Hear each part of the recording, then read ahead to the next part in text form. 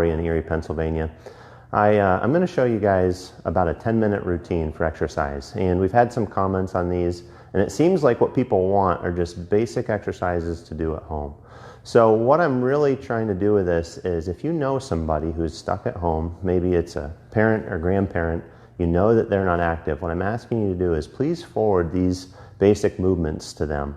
I'm going to go through some ways to do it in a real simple way and how to do it in a little bit more advanced way. So no matter if you're in your 80s at home and you're stuck there, you need a few things to do to keep you active.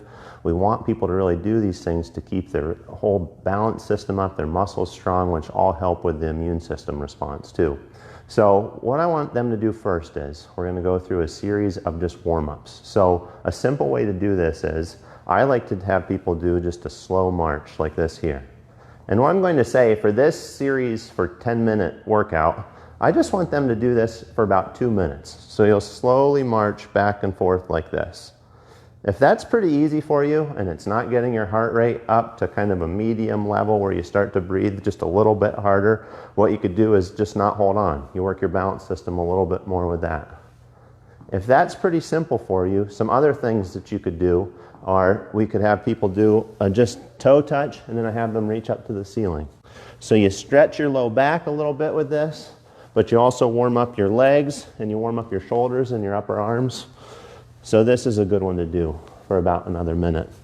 If those are both hard for you to do, we'll simply have people do a standing, just like they're kind of just walking in place. So their knees aren't coming up quite as high, and try and get the arms swinging. If you have good enough balance, what you'll start to do is just like this here. So we'll have people just do this for about 2 minutes just to get the heart rate going.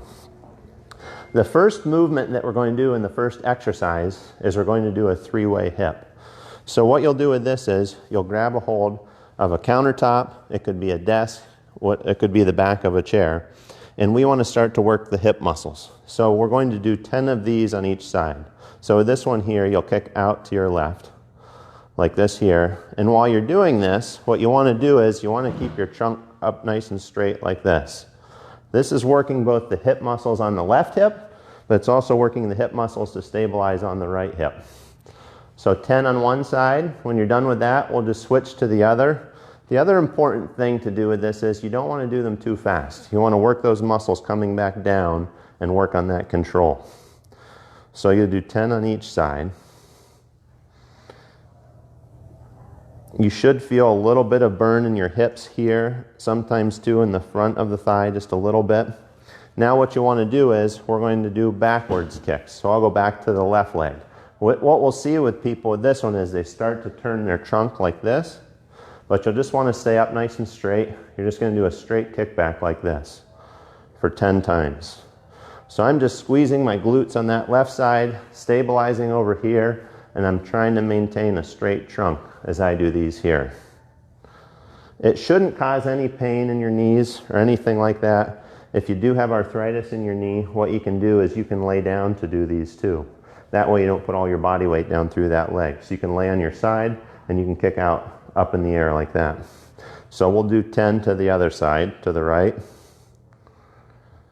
What you'll focus on here is just contracting these muscles. You don't want to start to engage your low back muscles too much. Okay, and then the next one is, it's a forward kick, okay? Now with this one here, you might get a little bit of a pull in through the back of your leg, through here, which is okay.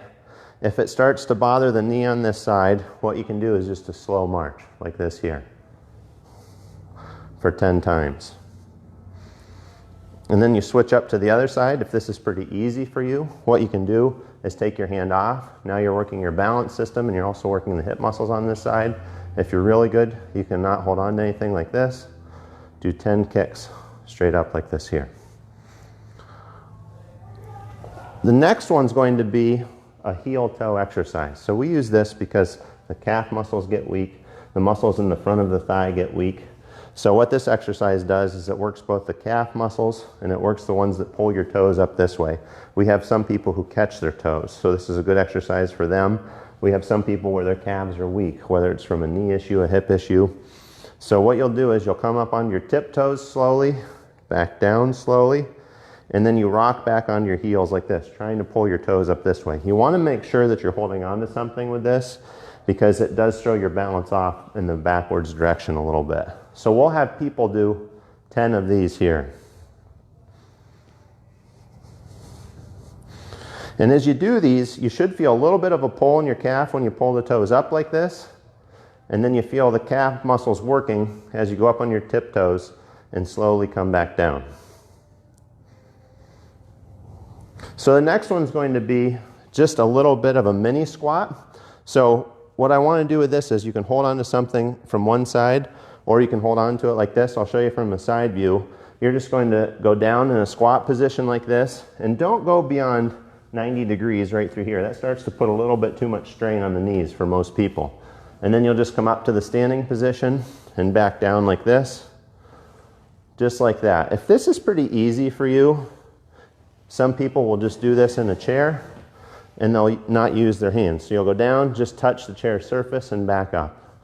That way you're using your balance system a little bit more, but you're also engaging those glutes just like you would in that other position there. So I want people to do about 10 of those. And it's good to do 2 sets of these if you can, but since this is just a quick workout, we're just going to do 1 today. So the last exercise for this is just a mini lunge. And I'm going to show this to the side without holding on to anything. Some people might need to hold on to a countertop. So what you'll do is you'll put 1 foot forward just slightly. You'll bend that knee, and you're going to keep the back leg fairly straight with this. And I'm just bringing my knee out to the front of my toes like this, and then coming back to standing. This is working the balance. It's also working the glute and the core muscles over here. It's working the quad on that right-hand side, the muscle in the front of the thigh that really supports the knee. So we're going to do about 10 of these on this side here. The other thing I'm doing with keeping that back leg straight, my left leg here, is it's stretching the calf muscle in the back. So I'm getting a little bit of a stretch on that side. And it's also stretching out the front of this groin on that left-hand side too. So this exercise is accomplishing quite a bit. So then we'll switch up to the other side. I'll face this way so that everybody can kind of see. So we're going to go forward with the left. And we're just going to do 10 like this here. What you want to be careful of is in traditional squats, or in traditional lunges rather, sometimes people go really down far like this. That puts a lot of strain on the back leg, on the knee, and the same on the knee that's forward. So I prefer just to go out to here, put that knee just over the toe, and keeping that back leg straight so you get that stretch on that same side. So we'll do just a couple more like this. And then what I usually have people do is just do a little bit of a cool down after they get done with that. And the best thing I like to do for a cool down is just a light stretch. One of the best ones is I just have them bend their knees a little bit. They're just going to touch the floor like this here. As they come back up, then they're just going to arch back the other way. If you have back issues, one of these directions might bother you. So just be careful. If it hurts when you go forward, don't go forward as far, or just go backwards. If it hurts you to go backwards, then just prefer this forward stretch like this. If you feel too unsteady on your feet with that, what I'll have a lot of people do is they'll just do a forward stretch like this. This works really well if you have arthritis or stenosis in the low back. So you'll just reach down towards the floor this way, let your head and neck relax, hold about 5 or 10 seconds, and then you're just going to come back up to nice and straight like this, and then go back down. I'll have people do 5 or 10 of these.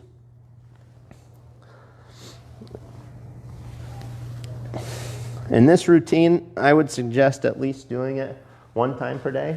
What we'll do is we're going to put a link below, and these will be available on YouTube too. So if you have an older family member, if you have somebody who's not really active, or if you want to review these again to do at home, you can do them you can find the link below, and we'll also put up some information about other exercises and stretches you can do. Tomorrow, we're going to go through a whole different routine, more based with upper body. Thanks for joining us, guys. Have a good one.